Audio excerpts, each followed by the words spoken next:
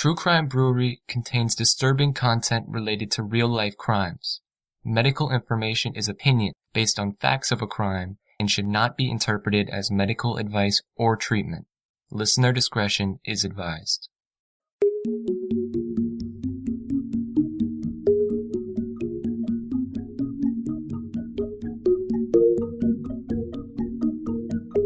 Welcome to True Crime Brewery. I'm Jill. And I'm Dick. Now, whenever we hear of a case of a healthcare professional purposefully hurting a patient, I really feel outraged. But when the patients hurt our children, it's 10 times worse. The case of Janine Jones, LVN, is one of the most reprehensible instances of child abuse and murder in recent history. During her time working in a pediatric ICU and then in a pediatric office, Janine was responsible for multiple codes and deaths. But Janine didn't do this all on her own.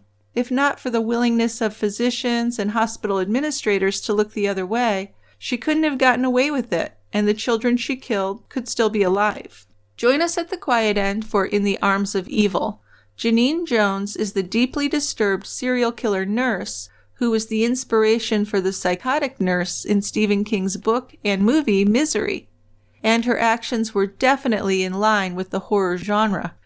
Janine Jones actually took pleasure from putting the children in her care at risk, and she got a sick thrill from killing them. Her connection to disastrous pediatric outcomes was clear, so why did it take so long for anyone to protect children from her? It's just amazing. Now, today's case was recommended to us by Amy, so thank you, Amy.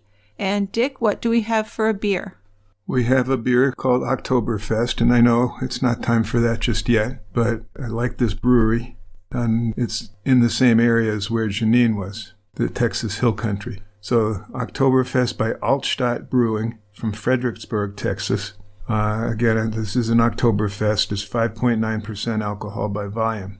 And it's not a bad Oktoberfest. It's a copper-colored beer, small white head. Nice aroma, some sweet malt, a little bit of a hint of floral hops. Tastes like caramel, graham cracker, just a kiss of hops at the end. Nice light-bodied, easy-to-drink beer. All right, sounds great. Let's open it up. Okay. We should get some of those big 1-liter steins. Pour a few of them in there. All right, you go get them while I open the beer. Okay. Got the glasses? 2. All right. 2 big mugs. All righty, let's pour it.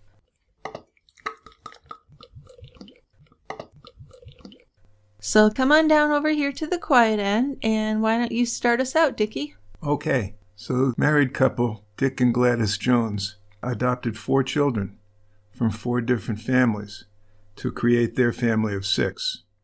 So Lisa joined them in 1943, followed by Wiley in 1946, Janine in 1950, and Travis, the last one, in 1952.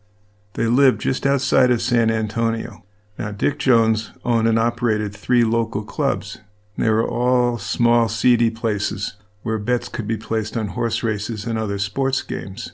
Dick Jones was a man you couldn't help but notice. 6 feet tall, balding, and husky. Maybe a little too much in the midsection, but yeah, he's a big guy. And back in high school, he played on the varsity football team.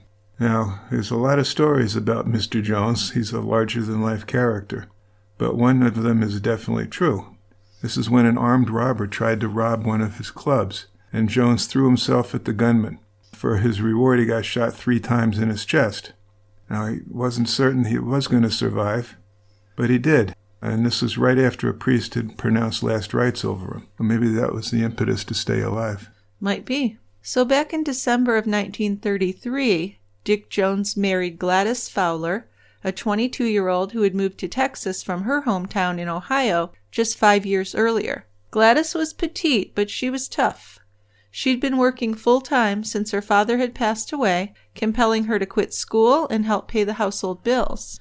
Although Jones's clubs were making money, Gladys made her new husband promise to quit gambling after they were married. That shooting had really scared her, and she wanted a stable home where she could raise children without fear. So in 1937, Jones sold his shady clubs and he opened one large, fancy club, which was more legitimate, although probably not 100%. Well, probably not. This is how he'd lived his life to that point. I don't think he's going to quit the gambling that easily. No.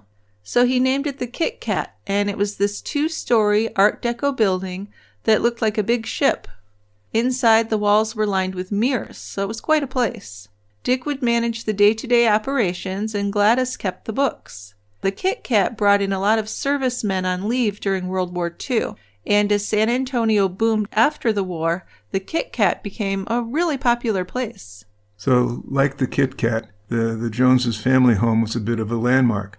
It was 2 stories tall, with white stucco walls and a red tile roof. And it stood on top of a hill. House was on 8 acres. There was a swimming pool, a tennis court, and stalls for the horses. It stood out, for sure. And many of the locals just called it the gambler's house. Well, Dick and Gladys lived the high life before they adopted their children. They traveled around the world. They even got their pilot's licenses, and they were flying small planes for fun. But once they had their family, Gladys focused on decorating the house and providing a good life for the children. The children all took piano lessons, and Dick kept 2 Cadillacs in the garage. Dick was a generous man who gave gifts year-round, and he often picked up the dinner check. The Kit Kat hosted his high school class reunion 5 times, and he covered the cost of all the drinks and steak dinners each of these times. So he wasn't afraid to spend money on other people. No, he was a generous guy. And holidays were a really big deal for the Jones family, with a big decorated tree, lots of gifts, and Gladys's homemade desserts. And each Halloween, Gladys spent days sewing elaborate costumes for her children. But then by the end of the 1950s, the lifestyle became difficult to maintain. After 2 decades of popularity, the Kit Kat was going out of style. The club was beginning to lose money, and Dick fell behind on his property taxes. So to keep his head above water, he sold off some of his investment properties and converted some of the land into a trailer park. He tried converting the trailer park's recreation room into a fancy restaurant too, but that failed quickly. Yeah, I have just a tough time looking at a fancy restaurant in a trailer park. Well, true. They don't quite go together. No, probably not. Then in August of 1960, a retired Sears department store executive returned late from a Saturday night party at the Kit Kat. When he got home, he found that his 300-pound safe was missing. Now, this safe was kept in a bedroom closet, and it held $1,500 in cash, along with some jewelry. The burglar had also torn through some dresser drawers and stole 3 pistols. Now, a neighbor told witnesses he had seen a man in a business suit pushing a large object down the highway. A neighbor told detectives that he had seen a man in a business suit pushing a large object down the driveway and putting it into a late-model Cadillac. Then a priest at the St. Gregory's Church called the police to tell them that he had the safe in his rectory. Now, he wouldn't reveal who had left it there, but pretty soon Dick Jones was arrested, and he was charged with the theft. So when the police told Jones that they had traced some paint scraped off of the safe to his Cadillac, he admitted that he had stole it. After welcoming the Sears executive to a party at his club, Jones had slipped away, accessed the house through a window, hauled the safe to his car, and then dropped it off at his house before returning to the party. And he would claim that this was a practical joke. Jones said he was responding to some boasts by this executive that no one could possibly steal his safe. But when the theft was reported to police, Jones said he panicked, and he decided then to return the safe through his priest. So the executive actually accepted Jones's explanation and dropped the charges. But the incident made the local papers for several days. After that, the Kit Kat closed, and Dick Jones opened his own sign shop. So it was kind of a step down in many ways. Yeah, it sounds like it. Although it was heading that direction anyway, his club. It was. Well, yeah, it certainly wasn't just because of the safe. Right. So the 4 Jones children grew up in 2 sets, close together in age. Lisa and Wiley were the older set, and the younger 2 were Janine and Travis. Little Travis had a learning disability, but one of his favorite things was to play around and build things in his father's sign shop. One day in November of 1966, Ralph Haynes, a longtime family employee, noticed the 14-year-old Travis working there on a homemade pipe bomb. Before he could stop the child, the bomb blew up in Travis's face, blasting metal shards into his head. So Travis was rushed to the hospital in the back of a pickup truck, and he ended up dying just before midnight that night. Dick Jones saw his younger son die, but the family member who seemed to take his death the hardest was actually 16-year-old Janine. When Travis's casket was lowered into the ground, Janine screamed and fainted. This was the first time Janine was exposed to death, but it wouldn't be the last time. Classmates who'd seen her reaction at the gravesite were surprised to see her return to school later that same day. But rather than grieving in private with her family, she'd returned to school to soak up the sympathy of her peers. At least that's how most of them saw it. Yeah, I guess you would figure you're not going to see her for a few days the way she was carrying on at the funeral. Yeah, I think that would be understandable. It was kind of surprising. She went to school and got some attention. Yes, a lot of attention. Travis's tragic death had taken away Janine's closest family member and friend. She did get along with her sister Lisa, but there was a 7-year age difference between the two of them. Not only that, the two girls were very different. Lisa was pretty laid back, but not Janine. She was temperamental and a bit on the hyper side. Janine complained often that her parents favored Lisa over her. She was very bitter one Christmas when her parents bought Lisa a pair of diamond earrings, and Janine got a new sewing machine. Now, the fact that her gift was more expensive didn't stop Janine's complaints at all. And at the tiniest slight, she would say, "Well, I'm the black sheep of the family." Yeah, so by the time Janine was in high school, Lisa had married and moved out of the house. But then Janine began to argue a lot with her mom. After a fight, Janine would march up the stairs to her room and slam the door. Her father was her favorite person then, and she loved to spend time helping him paint and put up billboards for his new business. He taught her to play pool and listened to her complaints. Janine seemed to inherit from her father his refusal to mince words, his love of attention, and his comfort with taking risks. So after attending Catholic elementary schools, Janine was enrolled in John Marshall High School in 1965, and this school was more rural, with several courses and clubs that revolved around agriculture. Janine Jones was not popular there. Her appearance was plain, and her personality was quite gruff. She had white, doughy skin and a large, crooked nose.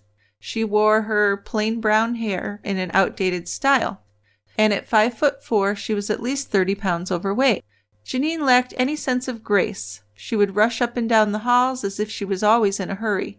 And a lot of the guys would make fun of her, calling her a football player.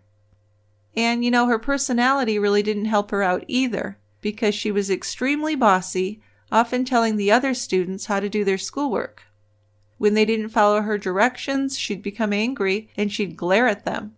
Janine was different from most of the other kids. She was more serious, but she was also less tolerant.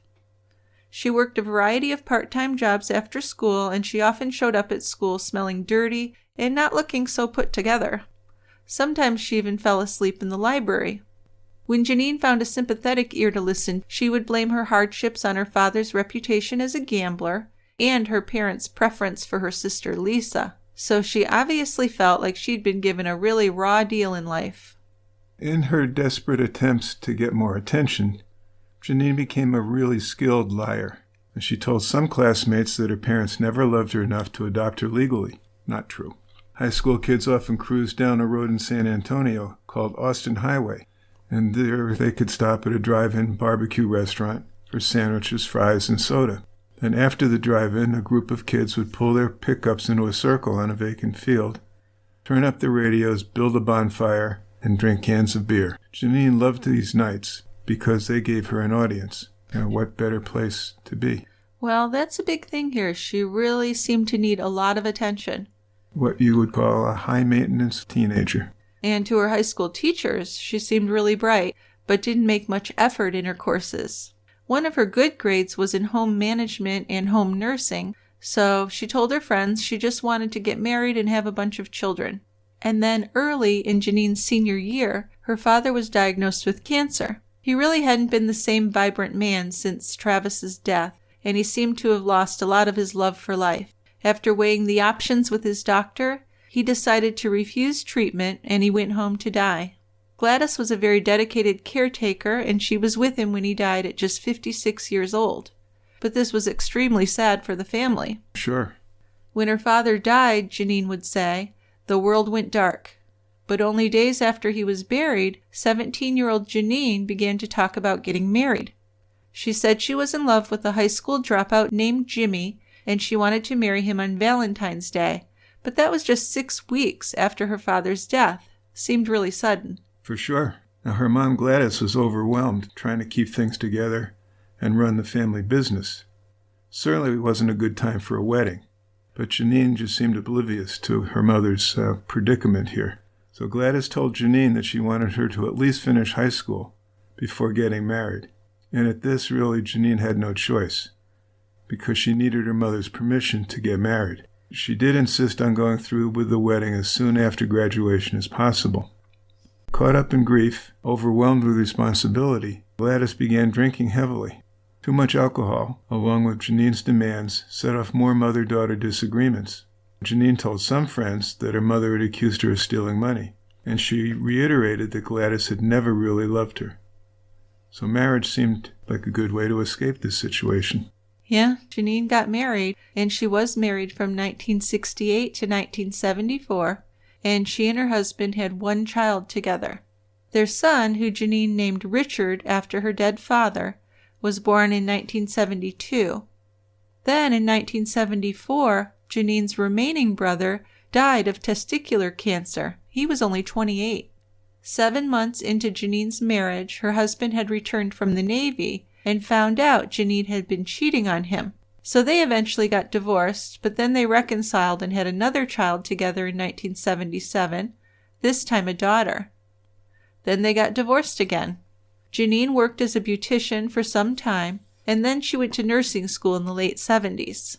But after her older brother's death from cancer, Janine became obsessed with cancer and death. And when one of her children had something mild like a sore throat, she would immediately wonder if they had cancer. But she really excelled in nursing school. She got excellent grades, and she did seem sincerely interested in a career for the first time in her life.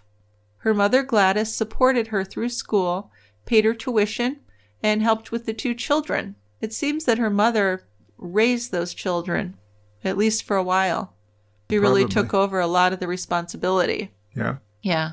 Now, Janine got fired from her first job as a nurse after only 8 months. After giving birth to her daughter, she had started working at the Methodist Hospital in northwest San Antonio.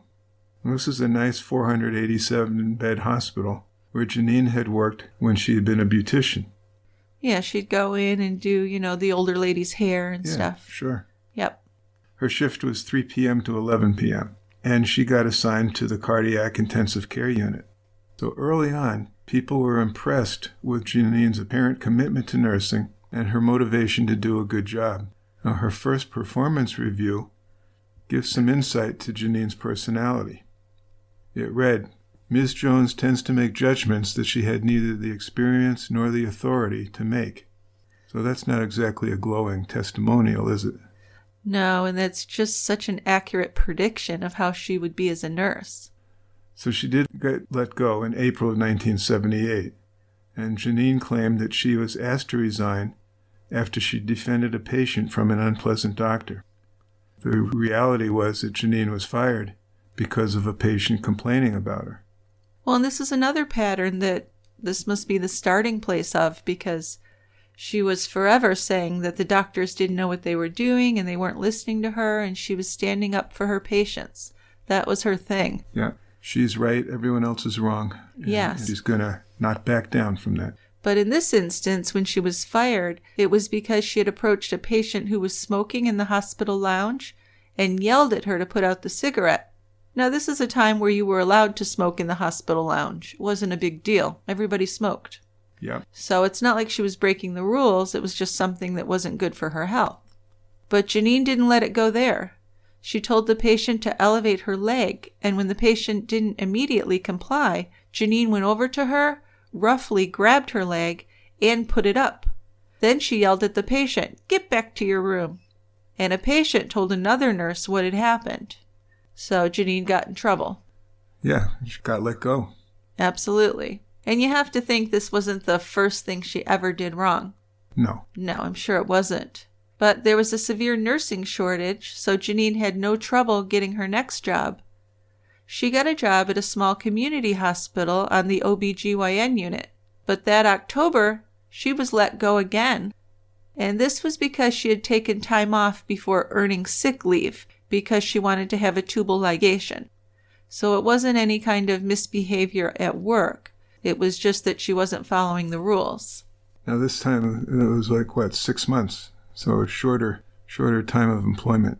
Yes. 8 months at the first hospital, 6 months at this one. Right. Now then she got another job.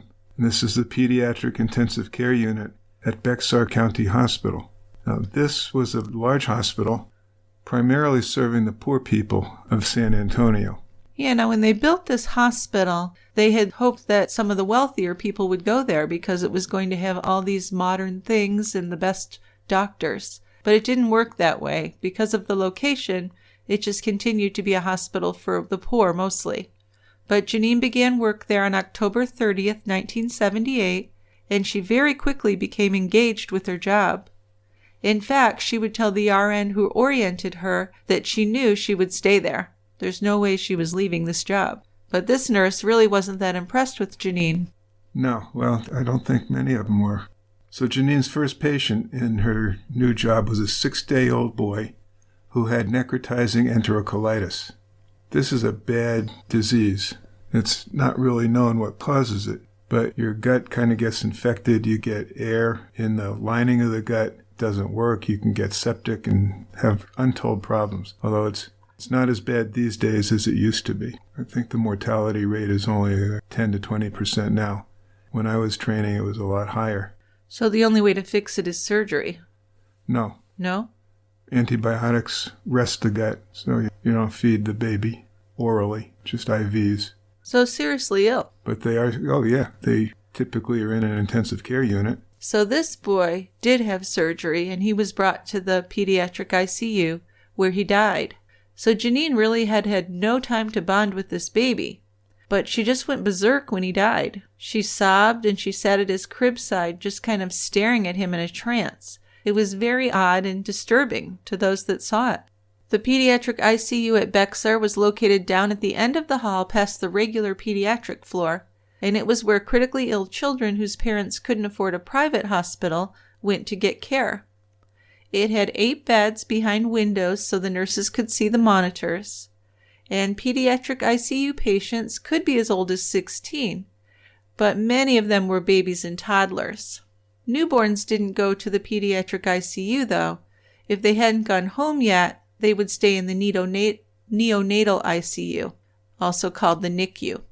Yeah, and although Janine had a very limited education, remember she's a LVN, she's not an RN, and not much work experience, I would call it shaky. But she was welcomed to the PICU with no screening, or virtually no screening. No, as long as she had that nursing license, that's all she needed. Yeah. And her personnel file at Bexar had no mention of being fired from a previous job for patient abuse. But remember that it happened. Yeah. Bexar was a teaching hospital, so it was primarily staffed by University of Texas residents who were supervised by the attending physicians. The residents learned a lot on the job. So in 1978, 2 pediatric interns, 1 second-year resident, and 1 third-year resident would take call overnight for the pediatric ICU. In a 1-month rotation, the residents took call every 3rd night, so sometimes they worked for over 24 hours at a time. But none of these residents remained in the PICU full-time, so this gave the nurses a lot of responsibility. Each nurse was assigned 1 or 2 patients depending on the severity of their conditions. And 1 of 17 pediatric ICU patients died there. And that's because some of them were very, very ill. Well, that's why they're in the pediatric ICU.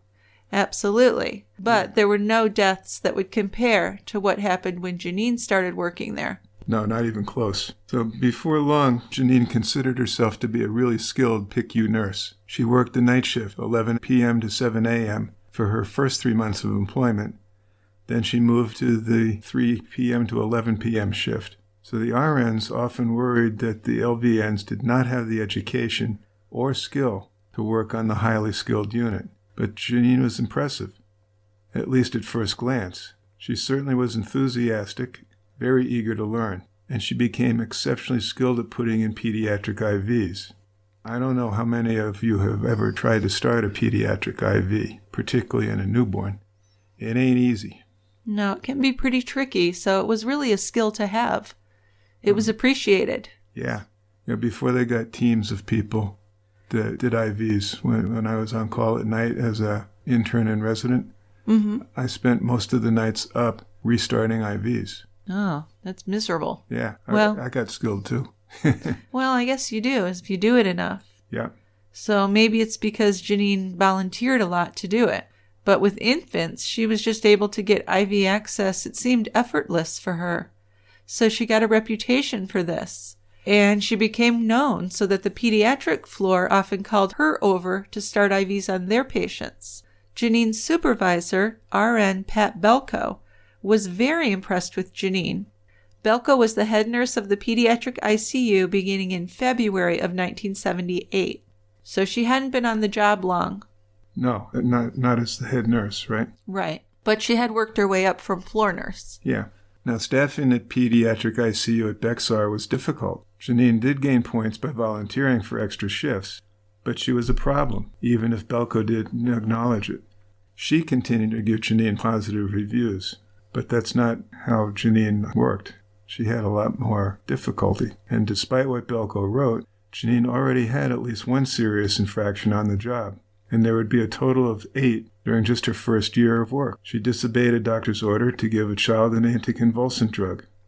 Then she ignored a malfunctioning IV line.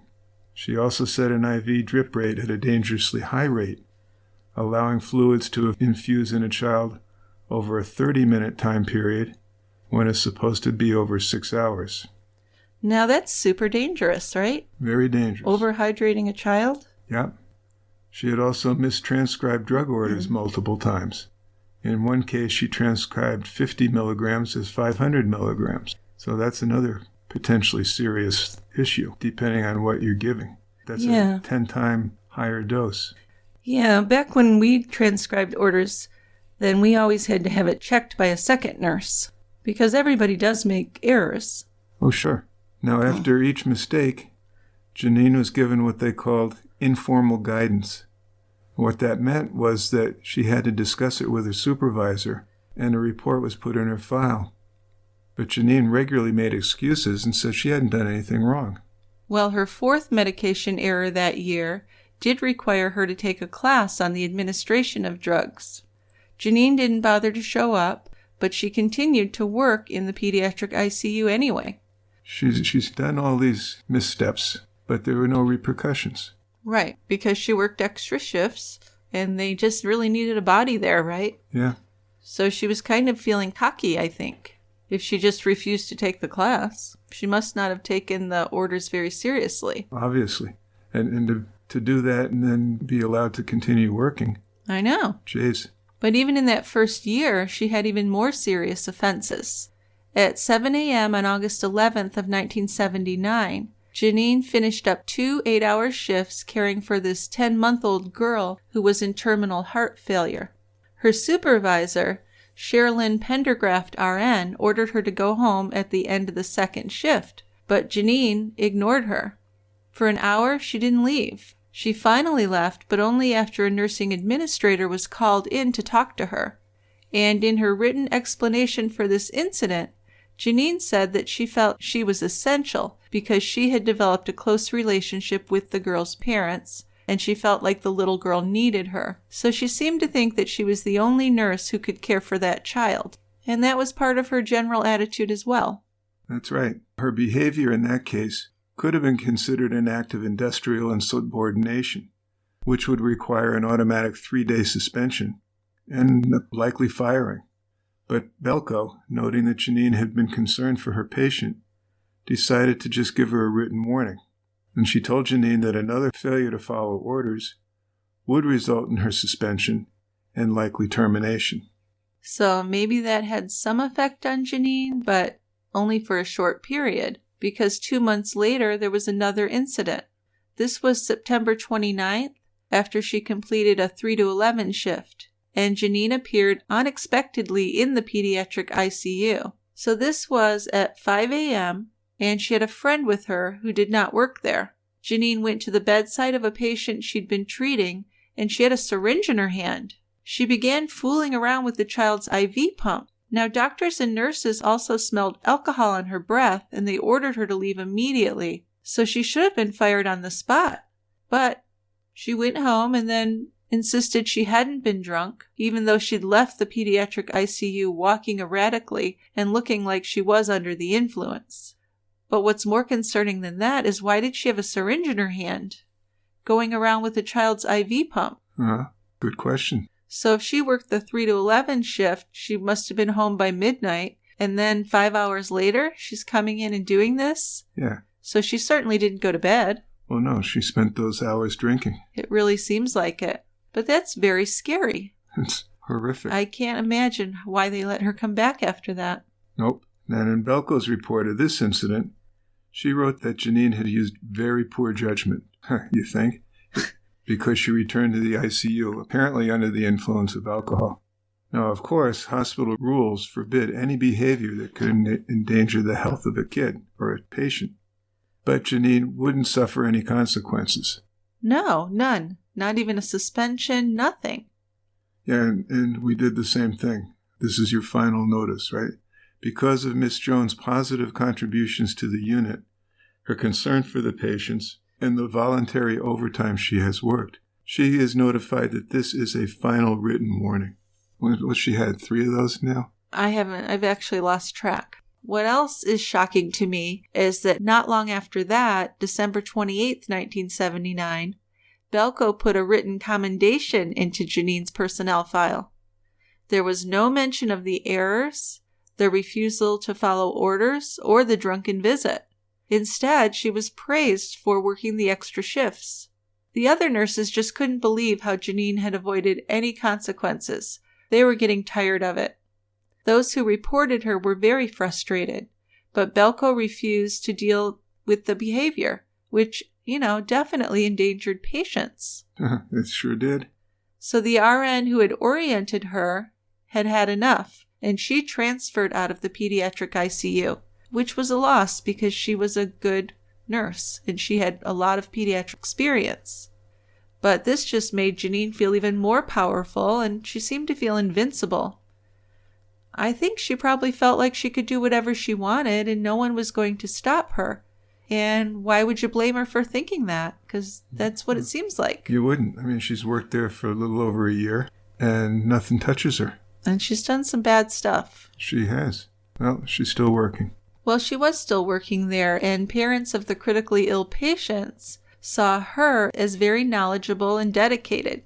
She would have long talks with the parents, but she would also inappropriately confide to them about the politics of the hospital staff. So while the busy doctors rushed in and out of the pediatric ICU, Janine was always there, and she always seemed to know just what to do. And she became a friend to many of the mothers. While Janine charmed and befriended the parents, she maintained this hardened and dismissive attitude toward her co-workers and her superiors. She'd speak very loudly with lots of swearing, and she'd even tell really bad, dirty jokes in mixed groups of nurses and doctors. She seemed to enjoy talking about sex, and she would brag about her past lovers. Then she would point out men that she'd like to have sex with in the future. So, in short, she just seriously lacked any boundaries. Putting it mildly. She seems like a real nightmare. Doesn't she? And she liked to lie a lot, too. We've talked about this a little bit before, but she told a lot of lies. Yes, very far-fetched stories about her life. Yeah, she claimed that she had been in a coma for months after a car accident. She claimed that she had shot her brother-in-law in the groin after he had physically abused her sister. Since high school, people around Janine knew that she liked to make up stories in order to get attention. Yeah, this wasn't something new. She'd been doing this since childhood. Now, as a nurse, Janine was the most aggressive in the pediatric ICU, and she could predict problems in her patients before anyone else could. She really liked to exaggerate medical problems, and she called the doctors on call more than all of the other nurses combined. So as you can imagine, they really loved that. Yes. Then, if a doctor rejected her advice, she'd just go and call another doctor. When the intern wouldn't do what she wanted, she'd call the resident. And if the resident didn't listen to her, she had no problem calling the attending physician in the middle of the night. And she would frequently question the medications, the dosages, the treatment, and even the diagnoses of her patients. When her recommendations for a patient were ignored, she would predict disaster. And this is where it gets really scary. She'd say, "This kid's going to die if you don't do this." And she believed she knew more than the interns, and she would say that she was protecting the patients from the doctors. So very, not just annoying, but dangerous. More than once, residents saw Janine drawing up drugs without bothering to wait for their orders. As an example, Dr. Debbie Rash arrived at the bedside of a child who was in cardiac arrest and found Janine preparing to inject a drug. Now, when she asked her what it was calcium. And if she had given the medication, it could have been dangerous, because there's only certain situations where you need calcium in a cardiac arrest. But just that anyone would have the gumption or the craziness to do that, though. Oh. In this serious situation, you're going to go ahead without a doctor's order, and nothing wrong with being a practical nurse, but there's no medical education there really at all, no college. She just had training. Yeah. So but it's she knew. She knew better. Well, that's what scares me, is how could she possibly think she knows more than people have been studying this for years and years? She's special. Which makes her very scary. And a lot of her words and actions upset the other nurses, as you can imagine. So every 8 hours at change of shift, the nurses met for report. And this is where those who'd been working would pass on the details of the condition of their patients for the ones coming on. And in report, Janine made some very disturbing comments. She would actually predict patient deaths. And she was often correct. That's the scary part. It was very chilling because most of the deaths did occur to Janine's patients on that 3 to 11 shift. Early on, Janine did have some allies in nursing and in medicine, but that wouldn't last. Life is busy, so when I find a few minutes to spare to decompress or just restore my mind, I make the most of it by playing my favorite mobile puzzle game, Best Fiends. It really is a great way to escape the stresses of life, unplug, and have some fun. It's perfect between podcast recording sessions, while waiting in the line at the post office or the DMV, or even during commercial breaks of the TV shows that I can't fast forward. I get so caught up sometimes that I lose track of time, though, and I have to rewind my shows. But that's okay. It's really exciting to get on a winning streak, and I'm really getting into all of the special events they have now. Best Fiends is a mobile puzzle game that anyone can download and play. And whether you have minutes or hours, it's always right there on your phone or tablet. And the more you play, the more challenges you face. New characters and puzzles are added all of the time, and there are also fun events where you get to compete for in-game rewards. What I really appreciate about Best Fiends is the detailed storylines, complete with collectible fiends and fun, brain-boosting puzzles. I play often, but my favorite time to play is just before I go to sleep. Nice, easy way to unwind. Best Fiends has new content and characters added constantly, so you'll never get bored. I'm quite far along at level 974, and I have even left Jill in the dust. And with literally thousands of levels, I never have to worry about running out of gameplay. The more you win, the more challenges you face. And you know, that's probably my favorite thing about Best Fiends. The more you play, the more there is to play. And I love the cute characters who help me solve increasingly challenging puzzles, and also those events to play and win. You'll never get bored, I can promise you that. Yeah, playing Best Fiends just fits so well into any lifestyle. The storyline is epic, and the graphics are amazing. Download Best Fiends free today on the App Store or Google Play. That's friends without the R. Best Fiends.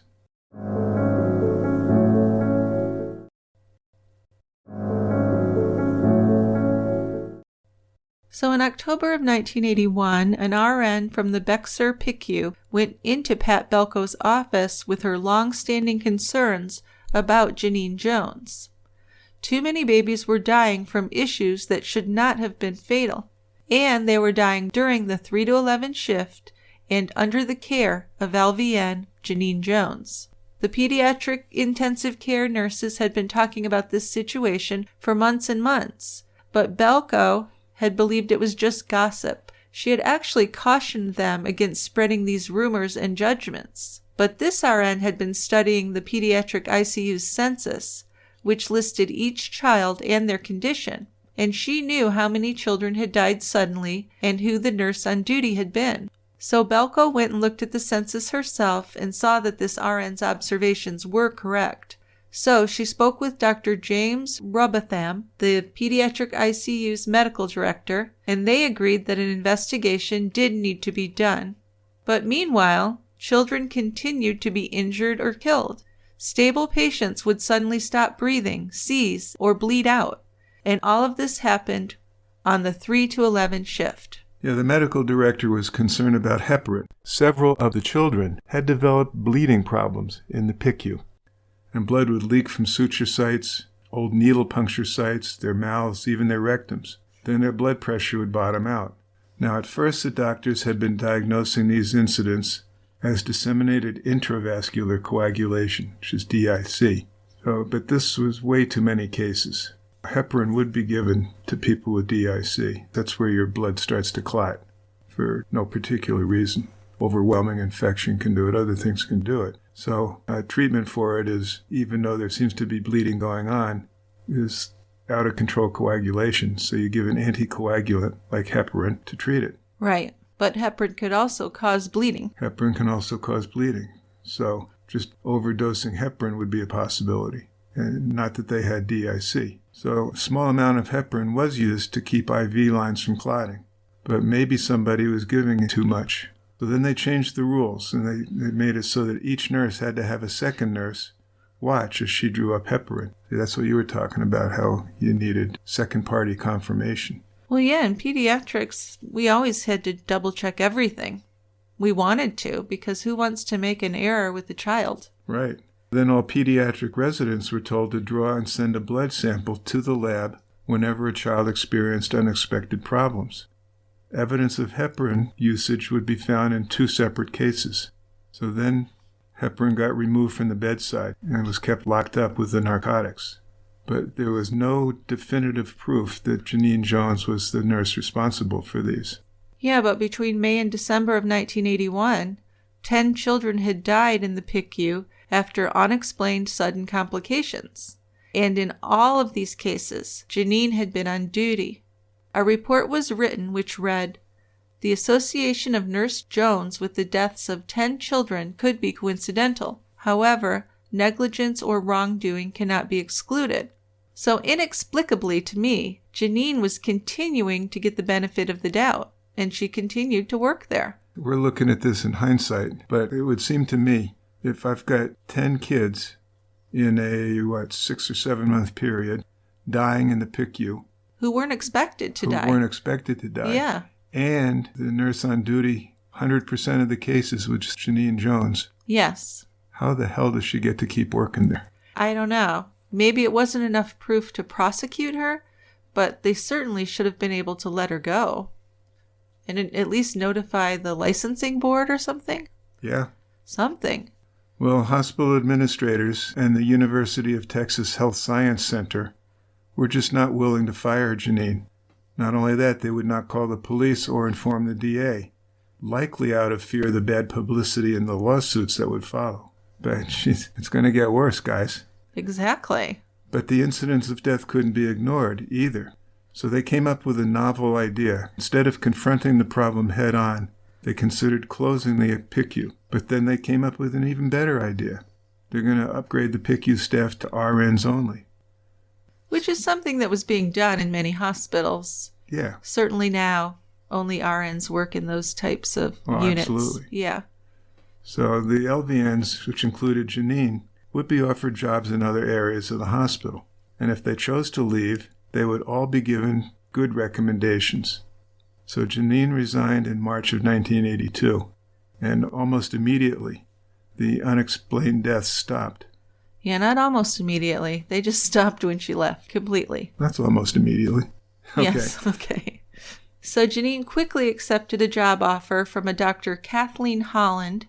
Holland was a third-year pediatrics resident who was getting ready to start her own practice in the Texas Hill Country in the small town of Kerrville. So she opened her clinic in August of 1982 with Janine hired on as her office nurse. So Janine would need a place to live in Kerrville, but she had trouble finding a landlord who would accept her pets and her 2 young children. At this point, her children were 10 and 5. So Dr. Holland bought a small house as an investment, her and her husband did, and they rented it to Janine. And this was a small 3-bedroom house in a quiet subdivision. It was about 7 miles outside of town. Janine really admired and felt close to her new employer, Dr. Holland. She really admired her. In her opinion, Dr. Holland wasn't like the other residents. She was caring, and she didn't mind Janine's constant questioning. She actually respected Janine's judgment, and when Janine called to tell her that a child was having difficulty, Dr. Holland rushed right over. Holland was one of the few people at the hospital who had considered Janine a victim. She saw Janine as a skilled but outspoken nurse who was being victimized by the male-dominated field of medicine. And that's something she could relate to because she was one of very few women in her class. Yeah, Kerrville had attracted Dr. Holland's attention because it had a growing population of young families, and there was only one pediatrician in town. Now, the other doctors in town all encouraged her to start a practice there. Kerrville also had the largest general hospital in the area, 116-bed Sid Peterson Memorial. Sid Peterson was owned by a nonprofit foundation, and it served patients from towns 100 miles to the north and west of Kerrville. Its facilities and staff could handle most illnesses and surgeries, and patients who needed more complex care got transferred to San Antonio. Yeah, for many years, Kerrville had been a town of old people, so the hospital was very weak in pediatrics. It had no pediatric or neonatal ICU. It didn't even have its own pediatric unit. New pediatricians were taught that children needed specialized care and separate facilities, but Kerrville had not understood that at all. The hospital would put sick children wherever there was an empty bed, and no one on the nursing staff specialized in pediatrics, and the hospital lacked a lot of the essential equipment to care for the children. It was Dr. Holland's ambition to bring skilled pediatric care to Kerrville, and she had big plans for this. Dr. Holland was aware of the suspicions about Janine Jones. One day in early 1982, her best friend, who was a fellow resident, suggested that maybe she shouldn't hire Janine. But Holland had worked with Janine, and she didn't believe Janine could hurt any of her patients. She even talked to Pat Belko, who supported Janine. Belko's only advice to Holland was that she clearly defined the limits of the nurse's responsibility with her. Yeah, so that had continued to be a problem through her career. Yeah, and that wasn't going to stop either. No. So by the end of Dr. Holland's residency in June of 1982, she had received several evaluations of Janine, and most of them were good. The hospital had given Janine a good recommendation, and they'd actually offered her another job in another area of the hospital. Yeah, but they offered everybody another job in the PICU. Yes, but Janine was the only one that they had so many suspicions about. Yeah. So you think they wouldn't want her in the hospital? Well, you would. But when all that stuff was going on, they told all the LVNs that they could have a job in the hospital. I know, but I don't think they should have done that with this particular one. Of course not. So doctors and some of the other nurses had some suspicions, but their ill feelings toward Janine were very clear to Holland. So Holland believed that she knew the real Janine Jones, and she trusted her completely. Dr. Holland actually sympathized with Janine because she felt that she knew what it was like to be an outcast. Janine and Holland would be a team, and together they would show Kerrville that they were the stars of modern pediatric medicine in the community. So that's the plan, but that's certainly not what happened. On August 18th, Dr. Holland ordered a stock of drugs from a pharmacy in downtown Kerrville. The order included the standard items that you'd need for an office emergency, and it also included a small bottle of succinylcholine. Now, this is a powerful muscle relaxant, sold in the form of a clear liquid under the trade name Anectine. So it's used in the OR to keep patients from gagging before intubated. But it was rare to be seen in a physician's office because it temporarily paralyzed the entire skeletal muscle system, which would make patients unable to breathe on their own. So that's why, using it in the hospital setting as someone's getting intubated is okay, because you got the succinylcholine in, you got them intubated, you're breathing for them.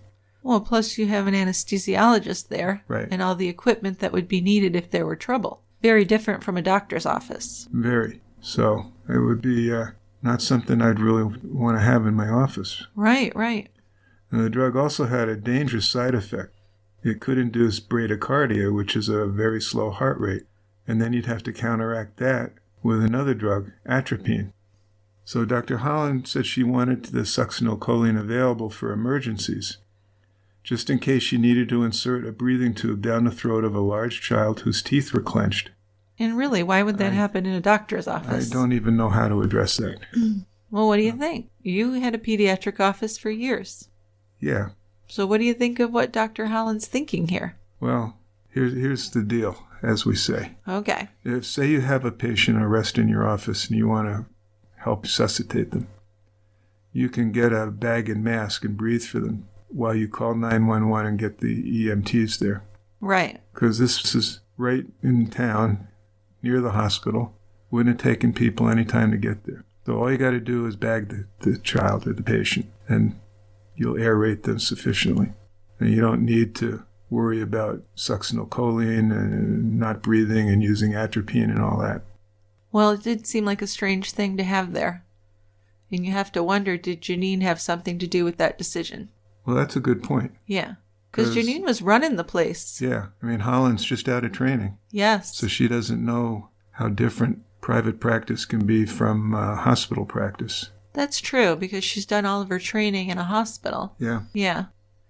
So Dr. Holland had planned to open her clinic the end of August, but then she opened a week earlier so she could bring in some business from preschool physicals.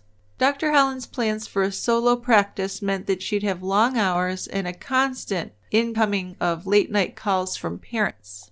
But as a lone practitioner, she could also have the freedom to practice medicine as she wanted, and she liked that idea. I'm not sure why, because I feel like starting out I'd want to be with someone experienced for a few years. But she wanted to get right out there on her own. Yes, she did. So I just have some questions about this doctor. Well, good. I do too. Okay, well, what are yours? Well, as we're going to find out later in the story, there are concerns about Dr. Holland. Well, I'm seeing them already, so... Well, I'm worried a little bit, but I'm not horribly concerned. I'm thinking, she's starting her own practice. She's all excited about that. Yeah. She wants to have a good practice that is helpful to families and kids. I like that. The stuff with the succinylcholine, a little bit of a warning, possibly. Well, I'm not really saying here that Dr. Holland had bad intentions. Oh, I'm not either. I'm just saying her judgment was not the best. Yeah, and you're going to see that more. Exactly, right. Dr. Holland and her husband were building a large house in Kerrville in the country. But when the practice opened, their home was nowhere close to being completed. So Dr. Holland lived with Janine in the house that Janine was renting from her, and with Janine's children. And she'd stay there most of the week. Then on weekends, she'd stay with her husband in San Antonio. Okay. So it's kind of weird because you think she'd want to be nearby because she must be taking call for herself. I was going to bring that up. Who's covering for her? Yeah. There must have been someone willing to cover for her on the weekends, or I can't imagine how she'd be in San Antonio. She couldn't be. So like many parents in the Kerrville area, Reed and Petty McClellan were excited to hear that there was a new pediatrician opening a practice in their town. And they saw this as an opportunity to take their children to an expert, a young doctor who was fresh from training and had skills in the most modern medical procedures. The McClellans were both 27 years old, and they lived 15 miles outside of Kerrville in a 3-bedroom mobile home. So Reed repaired electric lines for the Central Texas Electric Company, while Petty worked as a secretary. Petty and Reed had met in 1979 and they were married in 1980. Each had been married before and already had one child. Reed had a son named Shay and Petty had a son named Cameron. But they wanted to have a child together, and of course they wanted a girl. So they were thrilled when Chelsea Ann McClellan was born on June 16th of 1981. She was a little over 4 weeks premature, and the labor had been difficult. The placenta had torn, and Petty bled heavily before she arrived at the Sid Peterson Hospital and had an emergency cesarean section. Shortly after birth, Chelsea showed some evidence of hyaline membrane disease, a respiratory problem caused by underdeveloped lungs found often in premature children. The underlying problem with this is the prematurity, and the lungs don't have enough what's called surfactant, which is the kind of the protein that keeps the breathing sacs open. So you have problems with the lungs not functioning normally, obviously. So the treatment is basically time. As the child gets older and the lungs are being aerated, you're going to outgrow it. So, a helicopter ambulance rushed her to Santa Rosa Hospital in San Antonio, and Chelsea was put on a respirator in the neonatal ICU. Now, while she was at Santa Rosa Hospital, Chelsea's condition steadily improved, just like you said it would. Well, yeah, as long as you keep them from having other complications, you're going to outgrow it. So on July 5th, after 21 days in the hospital, she was eating and breathing on her own, and her weight was up to 4 pounds 6 ounces. So her parents took her home to their trailer outside of Kerrville. But then on May 6th, 1982, Petty brought Chelsea back to the Santa Rosa emergency room. She had a fever, and she'd experienced what Petty described to the doctors as 2 breath-holding spells. You know, at this point, like almost a 1-year-old. Yeah. It's not something that happened when she was a neonate or just gotten home from the hospital after a stay in the NICU. This is months later. Yes. Okay. So what's the significance of that? I just don't want people thinking that it was closely related to her prematurity. Okay.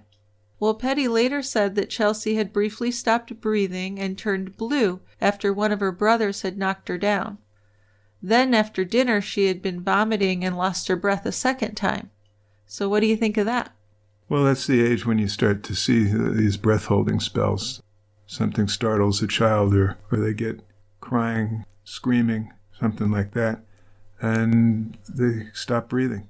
Now, it's scary to look at, but the child will recover quite nicely. Worst case scenario, they get unconscious from breath holding. As soon as they lose consciousness, they start breathing again. But that would be scary to see them lose consciousness. Oh, yeah, it's very scary. You have to spend a lot of time reassuring the parents, if that's what the diagnosis is, that it's a true breath holding spell. Right. Just trying to explain that to parents can be difficult. I imagine, yeah. So she was just over 10 months old, and she stayed at Santa Rosa until May 11th. And she was treated for pneumonia. So she's there 5 days, treated for pneumonia, but all the other testing showed no evidence of seizures or any breathing or lung problems. So she went home with a clean bill of health. Yeah. But Chelsea Ann McClellan, at 14 months old, was Dr. Hyalin's first patient on her second day in practice. According to her mother, Petty, she called the office in the morning to make an appointment and spoke to the receptionist. The receptionist would later say that Petty told her that she was worried about Chelsea's erratic breathing and that when Chelsea arrived in the waiting room, she had bluish lips. But the McClellans would say that they never described any breathing problems that day to Dr. Hyaline, Janine Jones, or the receptionist. Petty said she took her daughter to the doctor because she had the sniffles. It was as simple as that. And on her patient information form she filled out in Dr. Hyline's waiting room that day, she had listed the reason for the visit as bad cold. So Petty and Chelsea arrived at the clinic about 1 p.m., and Dr. Hyaline let them into her private office. As Dr. Hyaline began to ask Petty about Chelsea's medical history, Chelsea started pulling things off of her desk. So Janine came in and said she'd take the child and play with her so Petty and Dr. Hyaline could talk. Now remember, this is just the second day that the practice is open. Janine picked up Chelsea and took her out of the office, and less than 5 minutes later, Dr. Hyaline heard Janine talking to the toddler, saying, "Don't go to sleep, baby. Chelsea, wake up." 1 moment later, Janine hollered for Dr. Holland to come to the treatment room. Dr. Holland walked back to the treatment room, where she saw Chelsea limp on the exam table, and Janine was putting an oxygen mask over her face. Janine later said that she had been playing ball with Chelsea in the receptionist area when she had suddenly slumped over. So now Chelsea wasn't breathing. Janine began bagging Chelsea with oxygen, and she and Dr. Holland started an IV in her scalp. But then Chelsea began having a seizure. So this is going downhill fast. Sure is. And this kid went in with sniffles. Right. So Dr. Holland ordered 80 milligrams of Dilantin, which is an anticonvulsant.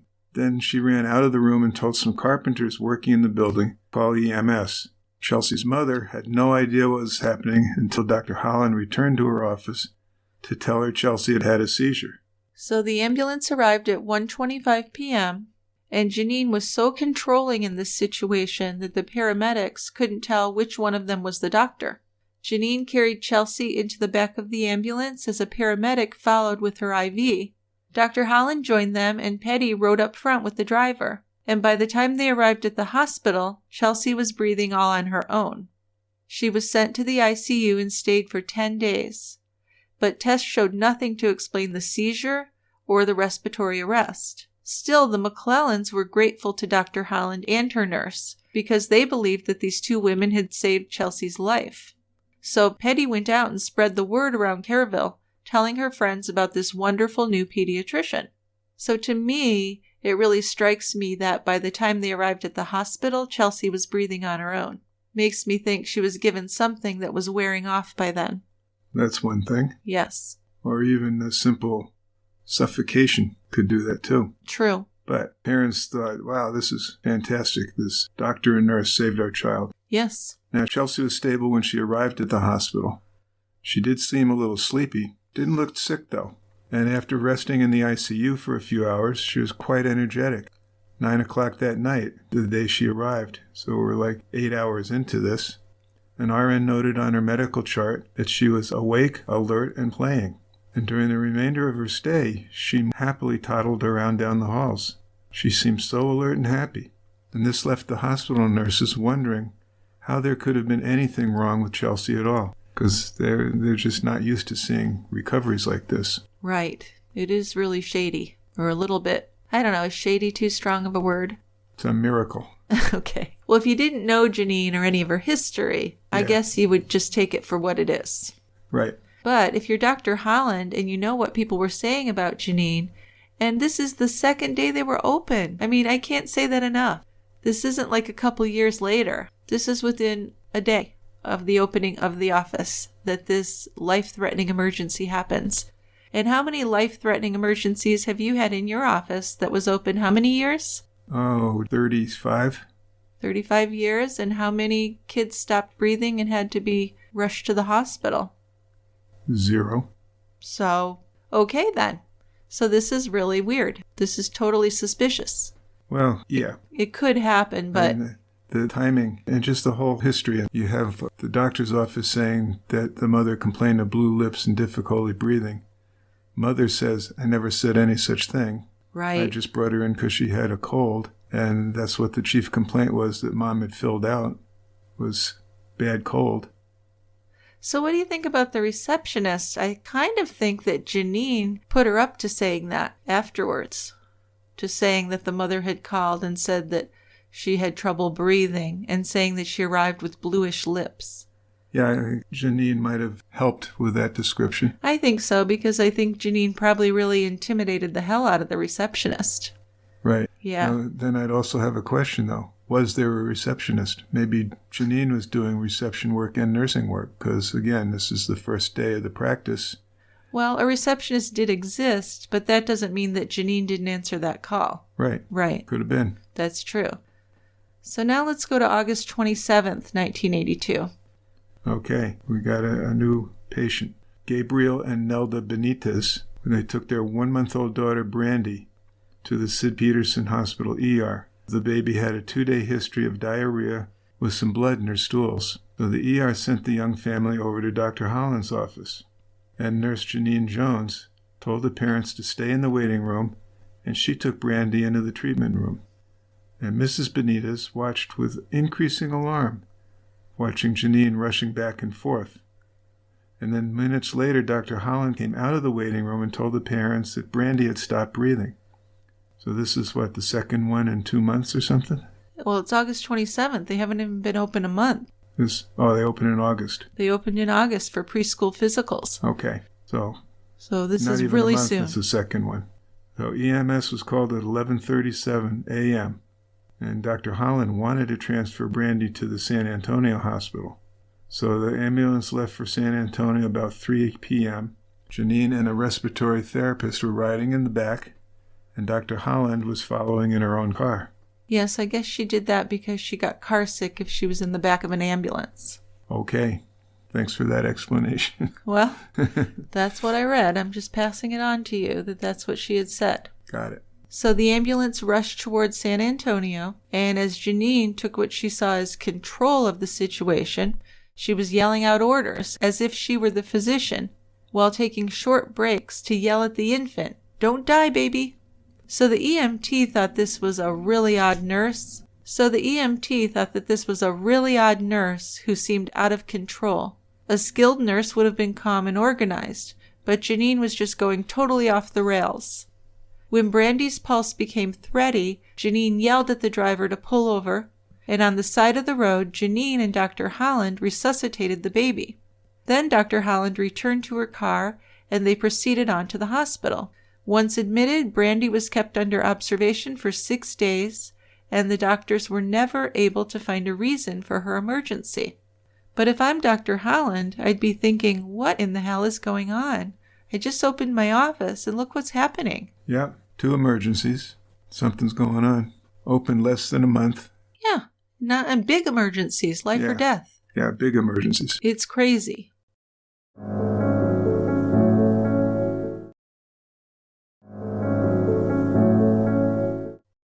So 3 days after Brandy's emergency, Janine was in the back of a helicopter as a 4-month-old patient, Christopher, and a 7-year-old with tetralogy of Fallot, named Jimmy, were transported to the San Antonio hospital. Paramedics would recall that everything was fine for the first 15 minutes or so of the trip. Then Janine got up and looked at Jimmy. She suddenly began shouting at the paramedics that the child was seizing, but he didn't look like he was seizing to the paramedics. Then they watched as Janine put her stethoscope onto the boy's chest. The paramedics knew it was impossible to hear a heartbeat over the noise of the helicopter. So they're looking at each other saying, what the hell's going on? Yeah. But Janine said she could hear, and his heartbeat was irregular. She's very special. But despite her report, the cardiac monitor didn't show any changes. So Janine got out a syringe and she was preparing to inject something into Jimmy's IV. So Jimmy was 7 years old, but I think he weighed 25 pounds-ish.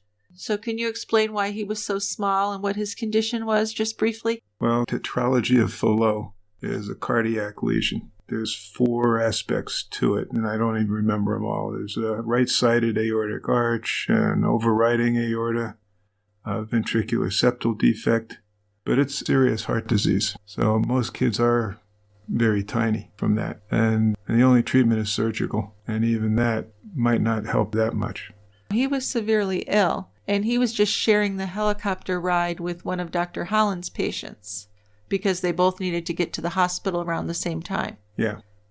But now we've got Janine in that helicopter saying she can hear something wrong with his heart rate and preparing to give him an injection based on that. So it's very weird. Very weird. And the paramedics were a little freaked out. They were waving at Janine, "Stop, don't do that." But she just went ahead. And as soon as she did, the monitor suddenly showed these heartbeat irregularities. And Jimmy turned blue and stopped breathing. So they checked his neck for a pulse. There was none. And Janine began to bag him to pump air into his lungs, but it wasn't helping much. He needed to be intubated, but there wasn't enough room to do that in the helicopter, so they had to make an emergency landing. Jimmy was intubated in a country field, but then once they were on their way back in the helicopter, the tube was dislodged. So the 2 paramedics did CPR and Jimmy did make it to the closest ER in stable condition. So this is the version of events from the paramedics. Janine's version of events painted her as a hero, which is not surprising. Not in the least. She claimed that Jimmy had suddenly turned black and the paramedics didn't care. She even went so far as to say that the paramedics had suggested not bothering to intubate the child and just letting him die, which was really preposterous. But Jimmy did die on October 21st at the San Antonio hospital, which I suppose was not totally unexpected. He was very ill. No, I mean, if he's being transported to the tertiary care center in San Antonio, he wasn't doing well. No. But the whole event on the helicopter was crazy, and she never really did have to say what she'd given the child. That's the shocking thing. She wasn't even that seriously questioned. Yeah, I know. That's the crazy thing to me, is beyond anything she did is people's reactions or lack of reactions to it. And there's a long history of that. Yes. I guess people just aren't used to seeing a medical person harming people. Well, I would hope not, but it does happen, you know. I don't know why she skated through this as long as she did. Yeah, and she really did have a lot of signs of having Munchausen syndrome because she was a frequent visitor to the ER herself and had surgeries and ER visits. And a lot of that was drug-seeking behavior in the end as well. So a very troubled person who was just getting away with murder, literally. 4 days after this event, this is on Friday, September 3rd, 21-month-old Misty Reichenau stopped breathing and had a seizure in the office treatment room with Janine Jones. Dr. Holland had ordered an IV for the girl. Then she was to be sent to the local hospital to be tested for meningitis. So Janine took Misty into the treatment room and asked the mother to leave while she got the IV started. The mother and Dr. Holland went in after hearing Misty screaming. Then Misty suddenly stopped breathing. Janine claimed that this child was just holding her breath, but then she began to have a seizure. So a second nurse in the office brought in a bottle of succinylcholine when Dr. Holland prepared to intubate Misty. Dr. Holland would deny asking for the drug. The bottle got left on a counter in the treatment room behind a jar of cotton balls. And this bottle is going to become significant in a future murder case against Janine Jones. Well, another one of Dr. Holland's patients was then transported to the San Antonio hospital. No explanation for Misty's seizure was ever found. By the time she arrived in San Antonio, Misty was alert, agitated, and fighting against the breathing tube. So she was monitored and released from the hospital 5 days later, again with no real explanation for her seizure. And days later, Janine told Dr. Holland that a bottle of succinylcholine was missing from their drug inventory. A search was done, but they couldn't find it. So Dr. Holland ordered a new bottle, which this is kind of crazy too. It really is. You really need to account for that. But you would think, right? I would think that'd be one of the most dangerous drugs you could have. But this was like, well, they couldn't find the bottle, or at least Janine Jones said she couldn't find the bottle. Right. So we just order another one. Yep. Then Petty McClellan returned to Dr. Holland's office September 17th. This time, it wasn't because of Chelsea. She was bringing her son Cameron in because he seemed to have the flu. But when Petty called the office that morning for Cameron's appointment, Dr. Holland told her to bring Chelsea along also for a checkup. So does that seem weird to you? Yeah. Okay. Seems weird to me too. I mean, again, I don't know all the circumstances. No. So maybe she had just recently treated Chelsea for something and wanted to follow up. Well, it's barely been a month since Chelsea had the code in her office. I know. So I wouldn't say just recently treated her for something. Well, no, I'm talking about maybe she'd had an ear infection or something. Yeah. I see what you're saying, but I don't think that's the case. Yeah, because I'm not going to say, oh, bring your sibling, because I want to check that kid. Right, right. So both Dr. Holland and Janine Jones had different versions of what happened that day anyway. Janine said that Petty had called in because Chelsea was having increased blue spells and had 2 seizures that day. So this is a vastly different story. Dr. Holland would say that Petty had called and said Chelsea had a cold and was having some spells again. But the one I'm going to believe here is going to be Petty, the mother, because I have no reason not to trust her. The other 2 are on very shaky ground. Well, we're definitely not going to believe anything Janine says. Oh, absolutely not. No. And on the fence right now about Dr. Holland. Yes. So either way, Chelsea and Cameron arrived at Dr. Holland's office about 10:30 in the morning. Janine weighed Chelsea, and Dr. Holland ordered 2 shots for Chelsea. Her diphtheria tetanus, her DTP shot, and her MMR. So Chelsea's mom, Petty, went into the treatment room with Janine and held her daughter while Dr. Holland went back to her office. When they entered, Janine had already prepared the syringes. She gave the first shot in Chelsea's left thigh. And within a few seconds, Chelsea started having trouble breathing. So Petty saw something was wrong, and she asked Janine to stop. Then Janine gave the second injection in Chelsea's right thigh. And by the time Janine removed the syringe, Chelsea had already stopped breathing. She turned blue, began having seizures. You can imagine how distraught Petty was. Well, sure. And doesn't it seem like she definitely gave this child something to cause this? And why did she insist on giving that second shot? Got me. And they were both drawn up before they entered the treatment room together. Yeah. It's very suspicious. That part is. And the office has only been open about a month. Yep. So the ambulance was called for Chelsea, arriving just before 11 a.m. In the ER, Chelsea began breathing on her own and her color had come back. Dr. Holland wanted her transported to San Antonio for a neurological workup to explain why this was happening. So the ambulance left Sid Peterson Hospital at 12:36 p.m. Janine and an EMT were in the back with Chelsea. Dr. Holland and Chelsea's parents followed in their own cars. Janine and the EMT were bagging Chelsea with a breathing tube in place, and then 8 miles into the trip, Chelsea went into cardiac arrest, and Janine ordered the driver to pull over. So Dr. Holland was right behind them, and she pulled over too, and she and Janine performed full resuscitation efforts on this child with drugs, including epinephrine, calcium gluconate, and sodium bicarb. The ambulance raced to the nearest hospital, which was a small community facility, and at that ER, resuscitation efforts continued for 20 minutes. Nothing happened, and Chelsea was pronounced dead. So the medical examiner would determine that SIDS was the cause of her death. Now, she's too old for SIDS, first of all.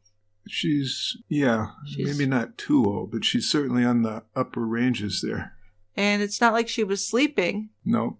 So it's not. I'd be very suspicious. Yeah, I would too. But think about Chelsea's parents. They were just in shock. I can only imagine. So this was something that would, of course, just destroy Petty. Her life would never be the same. It took her several weeks to face that her daughter was gone. And at Chelsea's funeral, she screamed out, "You're killing my baby." Dr. Holland and Janine were at the funeral, and Petty, surprisingly to me, is still grateful to them for their support. She didn't blame them at all. She actually even ran a thank you note in the local paper praising them both. Just upsetting. It is. Now, on the afternoon of Chelsea's death, Lydia Evans brought her 5-month-old son, Jacob, into Dr. Holland's office because he was having crying spells. Dr. Holland had not yet returned to the office, but Janine took Jacob into the treatment room for blood tests. Now, doesn't that seem a little much? Yeah. 5-month-olds cry all the time. Some cry for hours. And why is she drawing blood? I don't know. She doesn't know what they might want to order, if anything. If anything, even why they would. But she's taken this child into the treatment room to do blood tests, all on her own. Right. And she also wanted to start an IV, she said, which is not something you'd expect. No. This was because Jacob had had a seizure while having his blood drawn. That's what she said. According to Janine. Right. And she wanted to have IV access in case medication was needed. So this is a lot for her to be deciding on her own. Yeah, right? None of which is in her job description. No, none of it. So Janine asked Lydia to leave the room, and while the baby was alone with Janine, he went into respiratory arrest. So he's rushed to the hospital and stabilized. Lydia Evans later claimed that she saw an excited look in Janine's eyes, almost like she was enjoying this emergency. For Jacob's part, he did well in the hospital. He was there for 6 days, discharged with no reason found for having a seizure or the cardiac arrest or the respiratory arrest. Now, Dr. Hyaline didn't know it at this point, but actually, when Janine started working for her, her license wasn't even current. Now, not because of any issues, but because she just hadn't bothered to pay the annual fee. So not only is she working way above her skill set, she doesn't even have a license. Her license has expired. So, I'd heard about this case in passing for years, and not until I delved into it did I see how crazy it is. It's really something, isn't it? It is something, and it's infuriating, too. Yes, of course. It's just beyond. If I read this in a fictional book, I just wouldn't believe it. I'd say, oh, sure. Right. As we say, truth is stranger than fiction. Well, that's totally true in this case. So the Medical Center Hospital, formerly the Bexar Hospital where Janine had worked, was investigating those unusual deaths that had happened in the PICU back when Janine was there. They actually looked into 13 pediatric ICU patients who had sudden health problems, including cardiac arrests, seizures, and bleeding. 10 of these 13 patients had died, and they determined that these incidents could have occurred as a coincidence or as negligence or as wrongful acts by Nurse Janine Jones. So they're still not willing to point the finger at her. No, this doesn't sound any different than in previous reports. Exactly. But these emergencies from the new pediatric office had been noticed by the Careville medical community. Since Dr. Hyaline had opened her office, the Careville ER had as many as 3 children in their ER at once, and most doctors in the area had never had one cardiac arrest in their entire careers. Yeah, well, not one in their careers in the office. Right. Well, yes, but Dr. Hyaline is sending these people over from her office regularly. Very. So when Janine and Dr. Hyaline arrived at the hospital with their emergent cases, the nurses and doctors said that they were always in chaos. They would bark out orders and throw equipment on the floor, and then Janine would make rounds and write in the charts at the hospital, something office nurses just didn't do. She also gave orders to the hospital nurses without checking with Dr. Hyaline at all. Then, on September 23rd, when a 5-month-old coded in the office and was transported to the local hospital, anesthesiologist Dr. Bradley saw this infant making intentional, difficult movements in the ER. And he recognized these movements as what he saw when his patients were coming out of succinylcholine in the OR. So Bradley consulted other doctors at the hospital, and then they contacted Janine's former pediatric ICU. After a pediatric ICU resident heard Bradley's concerns, he confirmed that it was Janine Jones, LVN, who seemed to be involved in every unexplained death at the PICU. So someone's finally made a connection. Oh, they're starting. That's right. On Sunday, September 26th, Janine approached Dr. Hyaline and told her that she had found the original bottle of succinylcholine. It had been in a drawer in the treatment room.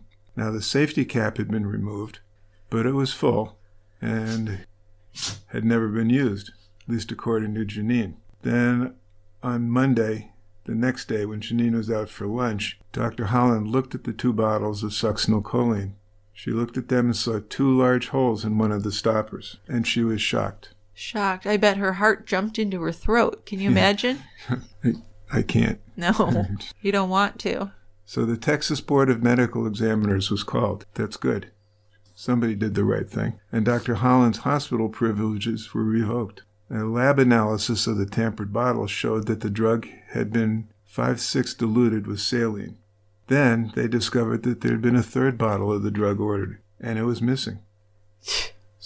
Wow. So there's 1 bottle that's full of the drug. There's another bottle that looks full, but it's only 1/6 drug and 5/6 saline. Yeah. And there's a missing bottle. Yep. A total bottle missing. Okay. And then all these incidents. And remember, we're just about a month in. Yeah. The office has not been open for long. It's crazy. It's jinxed. Yeah. But, the poor parents, they don't know. They have no way of knowing all this. And they're bringing their kids in, trusting these people. It's just horrifying. So during this investigation, Janine overdosed on an antidepressant and had to have her stomach pumped. She would claim to have no idea how that drug had been diluted. Dr. Hyaline fired her, and then Janine was really angry at Dr. Hyaline. She agreed to take a polygraph test, and she failed. After learning that their daughter's death might not have been natural, Chelsea McClellan's parents hired a medical malpractice attorney. And that October, evidence was presented to a Kerr County grand jury. The Bexar County investigation began in January 1983. The hospitals referred to their policies of saying nothing unless asked when it came to giving Janine references. The two institutions' top officials stuck with this strategy, even after they had new evidence that linked Janine to suspicious deaths. So that month, they received the report of the most detailed internal investigation of the strange deaths in the Pediatric ICU. And this was the study from March 1982 that had recommended an immediate review of several isolated untoward events. But the inquiry still had not begun for 6 months after that, on September 17th, which coincidentally is the same day that Chelsea McClellan died. It turned out that in all 10 of the PICU cases, Janine was at the child's bedside during what the report called the final events. So after 4 months of study, the investigating committee had documented the extraordinary pattern that Dr. Robotham and RN Susanna Maldonado had found more than a year earlier. But instead of being concerned about employing a murderer, they seemed relieved that it was not absolute proof of wrongdoing. They just won't give that up, will they? Well, I don't know what they're scared of. Well, no, I do know what they're scared of, but geez. But letting it go is worse. You think? Obviously. Well, after finding that opened bottle of succinylcholine, Dr. Holland had turned to members of the medical school faculty for their advice, and 8 of them wrote letters on her behalf to Dr. Packard in Kerrville in support of Dr. Holland's campaign to restore her privileges at the Sid Peterson Hospital. But as Holland got into deeper trouble, she felt more and more anger toward her former teachers for not saving her. She just couldn't understand why someone hadn't done more to stop her from hiring Janine. Now, she had been warned, and she had decided that she trusted Janine. Right. Her best friend in training said don't hire her. Why would you even take the risk of hiring someone that's being investigated? And then the other part of that is she had evidence of problems from the first day in her office. Yeah. So couldn't understand why someone hadn't done more to keep her from hiring Janine. Yeah, I'm not a fan of Dr. Holland's either. Nope. But the pediatric faculty was supportive of her, and they said she was a caring and skilled doctor. Which I really don't question that, I just question her judgment. Very bad judgment. Yeah, and it's going to get worse.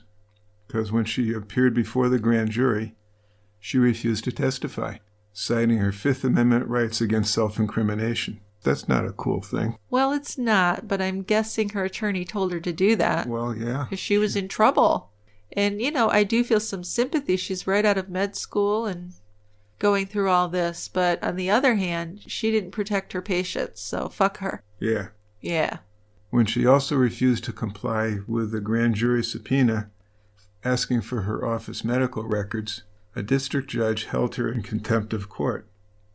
At an informal session with the prosecutor, Dr. Holland's defense attorney said that as long as she was facing criminal indictment, she would continue to take the Fifth. So I see his strategy here, but I don't know. I would think as a pediatrician, wouldn't you have some loyalties to the parents and want to do what's right for your victims? Yes. Instead of just protecting yourself. I'm not sure. Short answer, yes. Yeah. Well, the DA spoke to the pathologist about Chelsea McClellan. A doctor and her nurse were under investigation in the child's death, he explained. He had reason to believe the toddler had received a shot of succinylcholine. He asked if an injection would alter her decision that Chelsea had died of SIDS. So the brainstem scarring she had found in Chelsea might have damaged her normal breathing regulatory mechanism. She agreed to research the subject and write an addendum to her findings. So she acknowledged the possibility that succinylcholine had caused Chelsea's death. And in addition to examining brain tissue, the ME handled most of the autopsies that were performed on children who had died in the care of Janine Jones. The ME made some discreet inquiries into Janine Jones's history, and one pediatric resident told her that the nurse had a reputation for being strange and that she told dirty jokes at inappropriate times. And the resident added that everyone was very relieved when she quit. Then the rest of the country learned about the baby deaths murder case on February 16th. San Antonio TV reporter Ted Dracos gave a brief report about the grand jury investigations, and it was soon national news. Well, of course it is. This is a huge story. It's a big story. So that April, the Kerr County DA learned that there was a new test that might find succinylcholine in embalmed body tissues. So in May, Chelsea McClellan's body was exhumed. Tissue samples were shipped to Stockholm for the test, and evidence of the drug was found. So with this new evidence, the grand jury issued indictments against Janine Jones. That's all they really needed as proof. Well, that's pretty suspicious, right? Well, you already have all of this coincidental stuff and circumstantial evidence, and now you have something solid. You certainly do. Yeah. So Jones faced 8 criminal charges that she had intentionally and knowingly injured children by injecting them with succinylcholine and other drugs. Some of the parents whose children were hurt or killed by Janine when she worked for Dr. Holland believe that Dr. Holland had nothing to do with it. The parents of Chelsea McClellan, Misty Reichenau, and Jacob Evans filed suits against both Janine Jones and Dr. Holland. They were convinced that Dr. Holland knew that Janine was dangerous, or should have known. Yeah, sure. I would maintain that she should have known. I'm not sure. I would hope if she knew that Janine was dangerous, she would have fired her on the spot. But she should have known. She should have known is how I feel too, yeah. So in 1985, Janine Jones was sentenced to 99 years in prison for killing Chelsea McClellan with succinylcholine. She was also found guilty of nearly killing Rolando Santos with a heparin overdose, and for that she was sentenced to an additional 60 years. Now she was scheduled for a mandatory release from the Lane Murray unit of the Texas Department of Criminal Justice in 2018, and that's because of a Texas law that was passed to help with prison overcrowding. But to prevent her release, she was indicted in May of 2017 for the murder of 11-month-old Joshua Sawyer, and this is another child that was in the ICU. The DA had also indicted her for the deaths of 4 other children. In April 2018, a San Antonio judge denied her request to dismiss these new charges based on the lack of a speedy trial and the denial of due process. Then in January 2020, Janine Jones pleaded guilty to the murder of Joshua Sawyer. This is a part of a deal to get other charges dropped. So she's given a life sentence for Joshua Sawyer. And she is now eligible for parole in 2037 when she'll be 87 years old. Yeah, so hopefully by then she won't be a threat. Although there are probably other charges they could still throw at her to keep her in. Yeah, well, I don't think she's getting out. No. I think we're pretty certain she killed at least 10 children. Well, yeah, I mean, it's almost entirely circumstantial evidence, but it's pretty overwhelming. I think so, yes, very strong.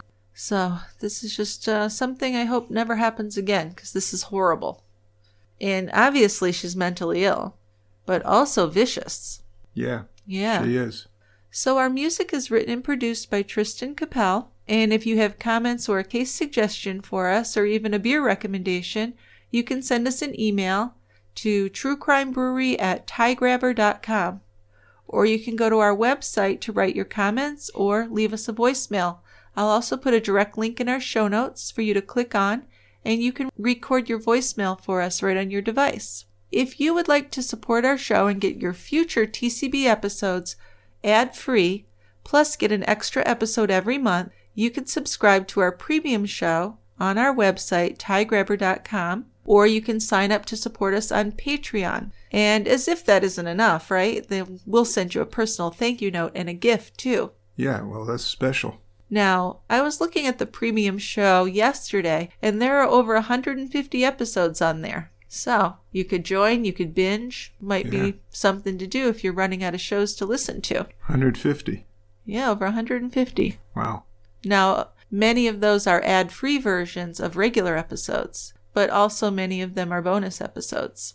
Either way, no ads on any of them, so that's always nice. That is. So we have some feedback today, and Dick has brought us 3 voicemails. Yeah, we've had a big run on people leaving voice messages. So I'm going to take 3 of them. There's a couple more that I might want to use. So if you've recently sent in a voicemail and it's not being played today, don't despair. It might get some play in the next weeks. I can just see someone despairing over it. Oh my God. Maybe that was a little strong. That's a strong. I don't think anyone's despairing over it.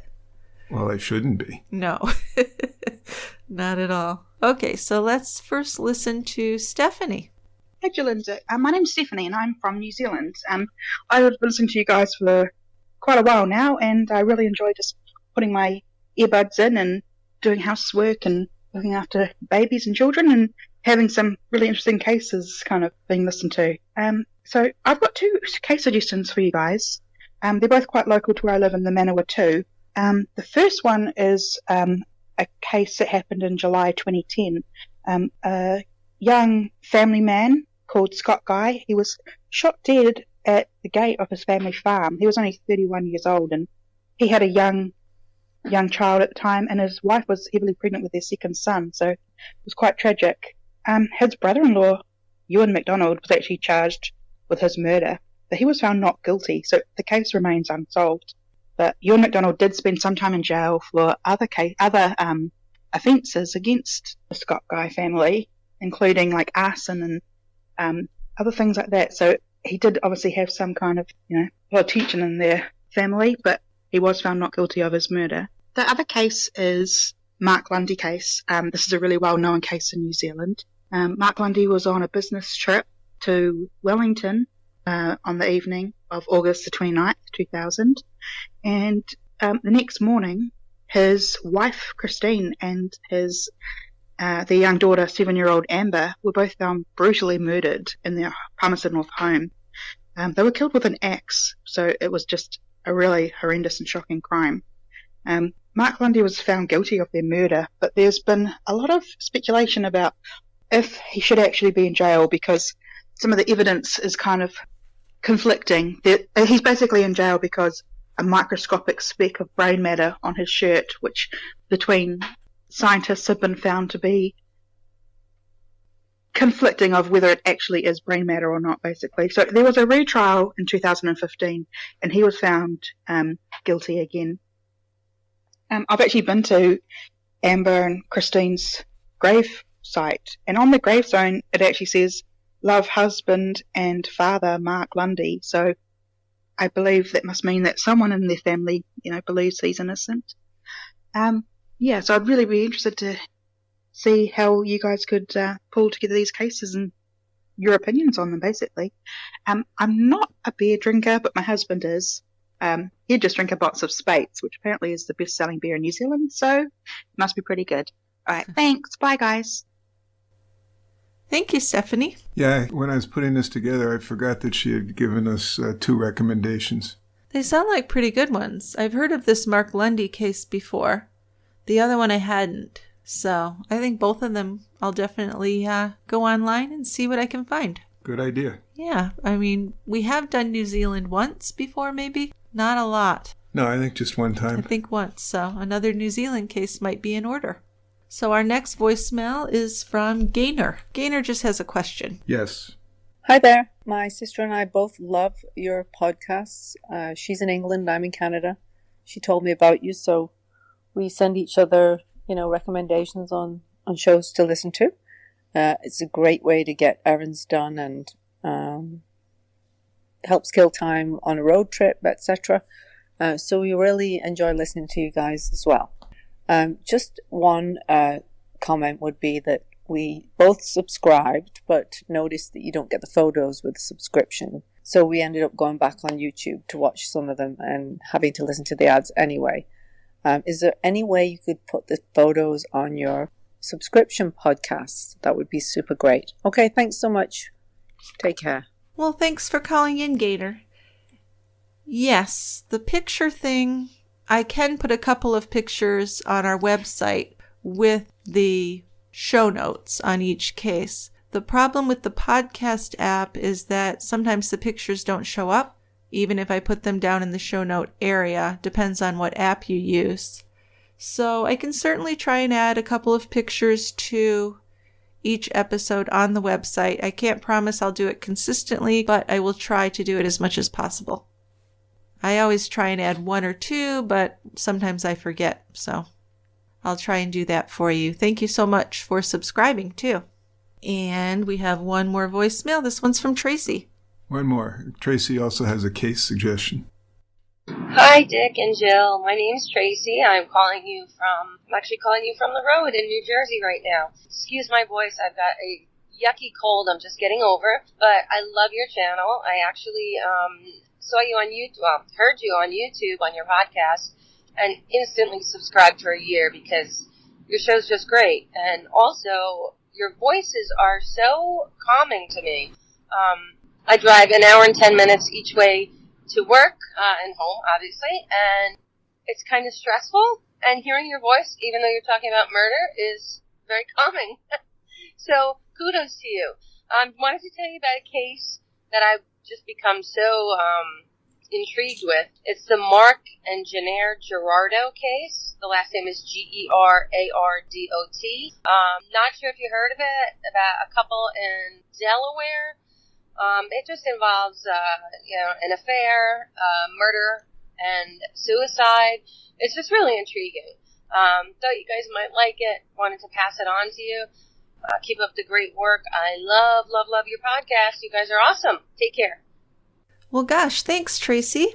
Yeah, this was an interesting one. It was, the whole story. This was an interesting story. Gerardo was having an affair with a younger woman, and his wife found out and went to confront the woman and shot her to death, and then turned the gun on herself and killed herself. Well, now that's just pretty heartbreaking. Isn't it? Yeah. And why would you kill the woman and not him? He's the one that made the vows and broke them. Right. I never understand when women are angry at the other woman instead of the guy. That's not very girl of them to do that. I don't think so. No, but that sounds very tragic. It is. I like how Tracy said our voices are so calming. Well, it's either calming or it's monotone. Yeah. It depends who's writing in. I was going to say, depending on the person listening, we get probably as many, you're boring and monotonous. Well, I'm sure to some people we are. It's all a matter of taste, and that's fine. Yeah. Of course. Not changing anything, right? No, well, I can't. I can't talk any differently anyway. No. And a lot of people like it, Dickie, including me. I think we're okay. I think we're okay. Okay, so I'm going to say goodbye for today. Thank you, everyone, for listening and for your support. We sure do appreciate it. And we'll see you next time at the Quiet End. We will. We'll be there. All right, bye-bye. Bye, guys.